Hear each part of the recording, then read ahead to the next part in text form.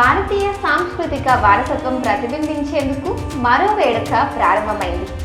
లోక్ మంథన్ పేరుతో నవంబర్ 21 నుంచి 24 వరకు మహోత్తరమైన జానపద జాతర హైదరాబాద్ శిల్పారామంలో కనుల విందు చేస్తుంది.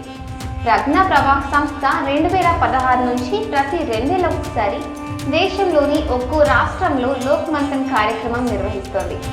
విదేశాల నుంచి సైతం ఒక్కో తెగ, ఒక్కో జాతికి సంబంధించిన ఆచార వ్యవహారాలను ప్రతిబింబించే కళాకారులు దాదాపు 1500 మంది ఈ జానపద జాతరలో తమ కళల్ని ప్రదర్శిస్తారు. భిన్నత్వంలో ఏకత్వం చాటే ఈ మేళా ప్రారంభోత్సవానికి భారత రాష్ట్రపతి ద్రౌపది ముర్ము, మాజీ ఉపరాష్ట్రపతి వెంకయ్య నాయుడు హాజరయ్యారు. రాష్ట్రీయ స్వయం సేవక్ సంఘ్ అగ్రనేత మోహన్ భగవత్తో పాటు అనేక మంది కేంద్ర మంత్రులు వచ్చారు. కేంద్ర మంత్రి కిషన్ రెడ్డి లోక్ మంథన్ ఆహ్వాన కమిటీ గౌరవ అధ్యక్షులుగా కార్యక్రమాన్ని పర్యవేక్షిస్తున్నారు. భారతీయ జానపద కళాకారుల సాంస్కృతిక ప్రదర్శనల ద్వారా ఈ దేశమంతా ఒకటేనని, ఏకత్వాన్ని నిరూపించడమే లోక్ మంథన్ ప్రధాన లక్ష్యం.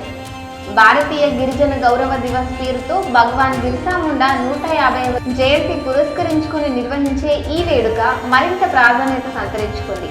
సదస్సులు, సమావేశాల ఆధారంగా ప్రపంచంలోని వనవాసి, గిరివాసి సమస్యలు కూడా చర్చించి వాటి పరిష్కారానికి మార్గాన్ని కూడా అన్వేషిస్తారు. సాంప్రదాయ సాంస్కృతిక వాయిద్యాలు, పనిముట్లు ప్రదర్శిస్తారు.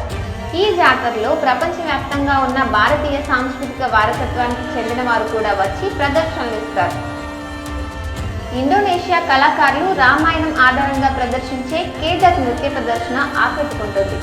ప్రపంచంలో అబ్రహామిక్ మతాలకు పూర్వమున్న మతాలు, సంస్కృతుల వారు సైతం లోక్ మంథన్ కు హాజరవుతున్నారు. వీరిలో సిరియాలోని రోమోలు, అర్మేనియాలోని మజ్దీలు, లుథేవినియా వాసులు సైతం ఉన్నారు. అబ్రహామిక్ మతాల రాకకు పూర్వం ఆసియా దేశాల్లో ఆచరించిన, నేటికి ఆచరిస్తున్న సూర్యారాధన, యజ్ఞం నిర్వహణ విధానాలను వీరు హైదరాబాద్ లోక్ మంథన్లో చేసి చూపిస్తారు. ఈ సందర్భంగా జరిగే ఎగ్జిబిషన్లు తెలంగాణ, త్రిపుర, ఛత్తీస్గఢ్, ఉత్తరాఖండ్, మధ్యప్రదేశ్లో సహా 10 రాష్ట్రాలకు చెందిన విభిన్న కళలు, సాంప్రదాయ ఆహారం, సాంప్రదాయ గ్రామీణ క్రీడలు, సాహిత్యం, ఇతర సాంస్కృతిక అంశాలపై చర్చలు ఉంటాయి. భారతీయ ప్రజలు ఏ ప్రాంతంలో నివసిస్తున్నా వారి అందరి సాంస్కృతిక పునాదులు జానపదంలోనే ఉన్నాయి. మన మూలాలను ఒకేసారి అందరికీ చాటి చెప్పే లక్ష్యంతో జరుగుతున్న ఈ జాతరకు అందరూ ఆహ్వానితులే. ఉత్సవాలు జరిగే 4 రోజులు శిల్పారామంలోకి ప్రజలందరికీ ఉచిత ప్రవేశం ఉంటుంది.